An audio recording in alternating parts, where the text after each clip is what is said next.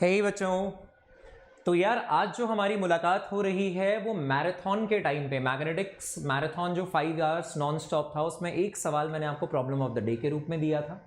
उसके डिस्कशन को लेकर हमारी ये मुलाकात हो रही है, तो फटाफट से उसको डिस्कस करेंगे। छोटी छोटी कुछ बातें कि मैग्नेटिक्स के टॉपिक के बारे में अगर हम बात करें तो मैंने आपको बताया था कि इतने सारे टॉपिक्स के रूप में हम उसको पढ़ेंगे। अगला जो होगा लेक्चर 3 वो एम्पियर सर्किटल लॉ के नाम का होगा, ठीक है। पर पहले हम उसका प्रॉब्लम ऑफ द डे करते हैं। और आज घर बैठे आपको सारे प्रीवियस ईयर क्वेश्चन जेई और नीट के अपनी आंखों के सामने से निकालने चाहिए, और जिसमें भी मैग्नेटिक फील्ड डिटरमाइन करने की बात की है तो उसको आप देखो अटेम्प्ट करके हो रहा है या नहीं हो रहा है, ठीक है। तो उसी के लिए मैं कोई हैवी लेक्चर आज नहीं दे रहा हूँ। कल की जो मुलाकात होगी वो मैराथन को लेकर होगी, फिर से एम्पियर सर्किटल लॉ और उसके बारे में लंबी सी मैराथन करेंगे, ठीक है। तो पहले प्रॉब्लम ऑफ द डे शुरू करने से पहले, उससे जस्ट पहले मैंने आपको एक छोटा सा सवाल और कराया था। छोटा सा क्या, बहुत बढ़िया सा सवाल था। ये सवाल आपको याद होगा, एक बार इसको फिर से देखते हैं। दो कंडक्टर्स की वजह से हमने देखा था, तो एक के तो एक्सिस पे लाई कर रहा था तो वो जीरो था। दूसरे की वजह से हमने देखा था कि परपेंडिकुलर ड्रॉप करना पड़ रहा है एक्सटेंड करके, और उसके बाद परपेंडिकुलर के मुताबिक दोनों ही एंड्स ऑब्वियस सी बात है कि सेम डायरेक्शन में होंगे, सेम सेंस में होंगे। और आप कहेंगे इन्फिनिटी वाले एंड को देखने के लिए अपने को 90 डिग्री का एंगल बनाना पड़ता है। बाकी सारी चीजें तो बस सब्स्टिट्यूशन बेस्ड थी। फिर फर्दर हमने उसको सॉल्व किया था, ठीक है। इसी बात को आधार मानते हुए आइए इस बारे में चर्चा करते हैं। हम बात करेंगे कि सर आई नॉट के बारे में। देखो, इसके सारी चीजें जो इररिलेवेंट है अभी हटा दे रहा हूं मैं बोर्ड से, ठीक है। और ओलंपियाड लेवल है, ये मैंने आपको बताया था। तो चलो कंडक्टर का नामकरण करके इसको सॉल्व करना शुरू करें। हम बोलेंगे कि सर ये कंडक्टर 1 है और ये कंडक्टर 2 है, ऐसा कर देता हूं मैं, ठीक है। ये कंडक्टर 2 है। अब की बार किसी की वजह से भी जीरो नहीं होगी। इनफैक्ट कंडक्टर 1 और कंडक्टर 2 की वजह से अगर आप देखो, इसे आप अपने हाथ में पकड़ो तो उधर वाले रीजन में फिंगर्स बाहर कर्ल हो रही है, लेकिन यहां वाले रीजन में फिंगर्स अंदर कर्ल हो रही है। तो आप ये बोलेंगे कि यहां पे ये क्रॉस है, यहां पे ये क्रॉस है। इसी तरीके से ये करंट जो होगा ये यहां आएगा ऐसे, आई नॉट करंट। तो इसकी वजह से भी जो पी पॉइंट के रीजन में आप देखेंगे कि वो क्रॉस है और एग्जैक्टली सिमेट्रिकल डिस्ट्रीब्यूशन है, ये भी फाई ये भी फाई। तो क्यों ना एक काम करें, एक की वजह से निकालते हैं और दूसरे को डबल से मल्टीप्लाई कर देते हैं। एक की वजह से निकालते हैं और डबल से मल्टीप्लाई कर देते हैं। तो मैं बोलूंगा कोई बात नहीं बेटा, एक परपेंडिकुलर ड्रॉप करो सबसे पहले। तो देखो, बिना एक्सटेंड किए परपेंडिकुलर ड्रॉप कर पा रहे हो, इसका मतलब आप ज्योमेट्रिकल रीजन में हो। इसका मतलब आप साइन ऑफ छोटे वाला एंगल प्लस साइन ऑफ बड़े वाला एंगल प्लस वाला फॉर्मूला इस्तेमाल करेंगे, केस 1 ऑफ स्ट्रेट लाइन। याद होगा आपको, है ना। तो आप कहोगे कि सर परपेंडिकुलर ये रहा, डी परपेंडिकुलर, अगर ये डी है ये फाई है, तो ऑब्वियस सी बात है कि ये डी साइन फाई हो गया।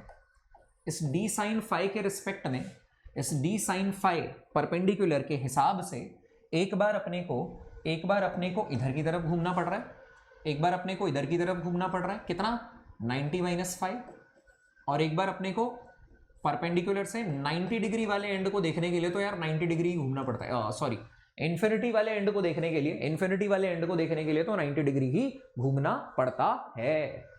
तो मैं लिखूंगा कि सर ये अपने को चाहिए, इसकी वैल्यू सीधा सीधा लिखने की कोशिश करेंगे। देखिए सीधा सीधा कैसे लिखने की कोशिश करेंगे, थोड़ा सा मैं यहां लिख देता हूं। चलिए,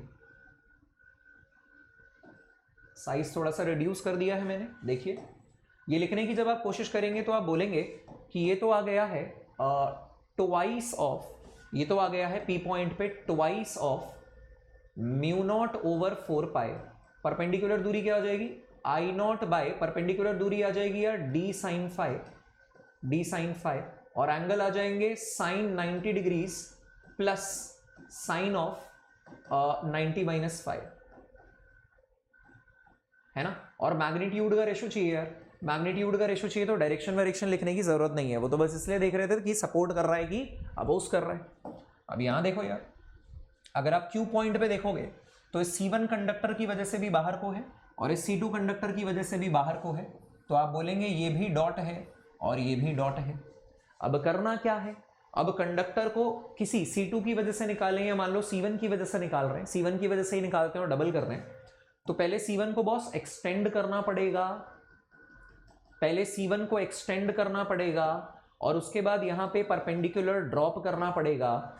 एक्सटेंड करके परपेंडिकुलर ड्रॉप कर रहे हो, इसका मतलब है ज्योमेट्रिकल रीजन से बाहर हो, इसका मतलब माइनस वाला फॉर्मूला यूज करोगे। तो आप बोलोगे कि ये वाला एंगल फिर से 5 ही होगा, ठीक है, ये वाला एंगल 5 होगा। और ये डी परपेंडिकुलर कितना निकल कर आ जाएगा, ये आ जाएगा सर परपेंडिकुलर जो होता है वो हाइपोटेनियस साइन फाई होता है, इसका मतलब ये डी साइन फाई आया। अब बात रही एंगल की, तो हम बोलेंगे कि दोनों ही एंड सेम डायरेक्शन में हैं क्योंकि ज्योमेट्रिकल रीजन से बाहर हैं। तो परपेंडिकुलर के हिसाब से पहले वाले इस एंड को देखने के लिए परपेंडिकुलर के मुताबिक आपको कितना घूमना पड़ा, 90 माइनस 5। भाई अगर ये 5 ये 90 तो ये 90 माइनस 5 एंगल सम प्रॉपर्टी। और इन्फिनिटी वाले एंड को देखने के लिए कितना घूमना पड़ता है, 90 डिग्रीज। आई थिंक उसमें तो कोई समस्या ही नहीं है।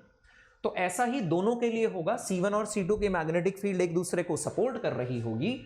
तो आप क्या कहेंगे, आप कहेंगे कि ये निकल कर आया है twice of mu naught over 4 pi.